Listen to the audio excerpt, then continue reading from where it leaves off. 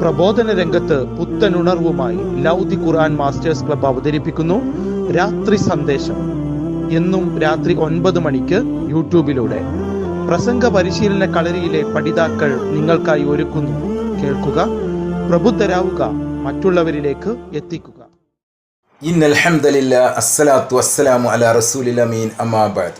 ഏറ്റവും സ്നേഹം നിറഞ്ഞ സഹോദരന്മാരെ, സഹോദരിമാരെ, അസ്സലാമു അലൈക്കും വറഹ്മത്തുള്ളാഹി വബറകാതുഹു.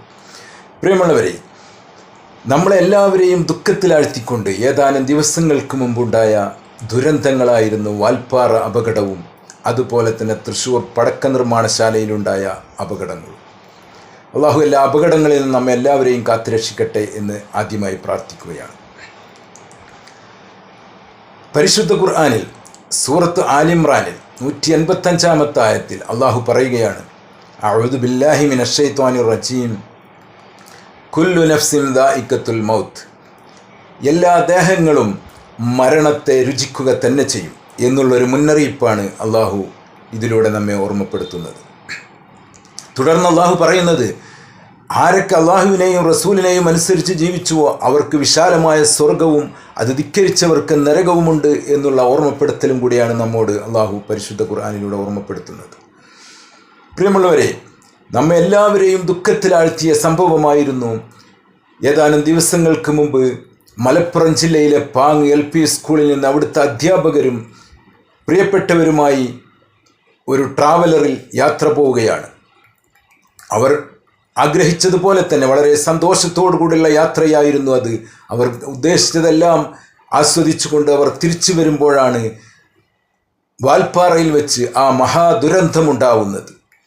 അവർ അങ്ങോട്ടൊരു ട്രാവലറിലാണ് പോയതെങ്കിൽ അവർ തിരിച്ചവരെ കൊണ്ടുവരുന്നത്, അവരുടെ മയ്യത്തുമായി വരുന്നത് 9 ആംബുലൻസുകളിലായിട്ടാണ്. അതിൽ അവർക്കെല്ലാവർക്കും പ്രിയപ്പെട്ട അവരുടെ മജീദ് മാഷ്, ആ സ്കൂളിലെ കുട്ടികൾക്കും നാട്ടുകാർക്കും പ്രിയപ്പെട്ടവനായിരുന്നു മജീദ് മാഷ്. അദ്ദേഹത്തിന് വലിയൊരു ആഗ്രഹമായിരുന്നു ഒരു വീടുണ്ടാക്കി സന്തോഷത്തോടെ ജീവിക്കണമെന്ന്.